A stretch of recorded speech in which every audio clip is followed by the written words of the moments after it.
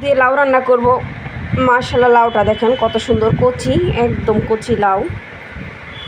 এখানে হচ্ছে চিংড়ি মাছ ভিজিয়ে নিয়েছি আর হচ্ছে লাউ কেটে নিচ্ছি। মাশাআল্লাহ, একদম কচি লাউ।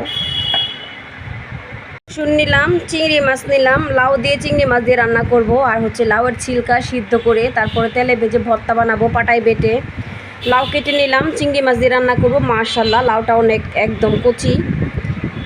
ভর্তা বানাবো লাউয়ের ছিলকা।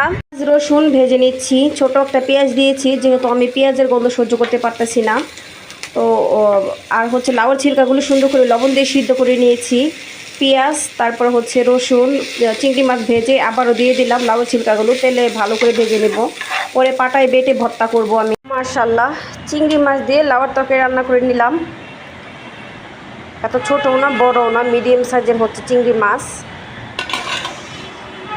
খুবই সুন্দর হয়েছে তরকারিটা রান্না করা, আর মাশাআল্লাহ অনেক টেস্ট হয়েছে। লাউগুলো একদম গলে গিয়েছে। চিংড়ি মাছ দিয়ে তো লাউয়ের তরকারি রান্না করে নিলাম। প্রচণ্ড পা ব্যথা করতেছিল, বাইরে গিয়েছিলাম কালকে, শাশুড়ি মার বাসায় গিয়েছিলাম। মাসের মানে বাসা চেঞ্জ করতেছে, নতুন বাসা নিল। তো এই বাসাটা আর কি দেখতে গিয়েছিলাম। ওখানে যে আর কি সিঁড়ি দিয়ে ওঠার পরে মানে অনেক অবস্থা খারাপ আমার, আজকে খুবই পা ব্যথা করতেছে। তো চিংড়ি মাছ দিয়ে লাউ রান্না করলাম। তো ওদের বাসায় ছিলাম কালকে, ঘুরে টুরে খাওয়া দাওয়া করে তারপরে হচ্ছে চলে আসলাম। আমার জালও আসছিল, সে তো এসে অসুস্থই হয়ে গিয়েছে। তো কী করার, অসুস্থ থাকলেও রান্নাবান্না করতে হবে। আর এখানে হচ্ছে লাউয়ের ছিলকা দিয়ে চিংড়ি মাছ দিয়ে ভর্তা খেতে ইচ্ছে করলো,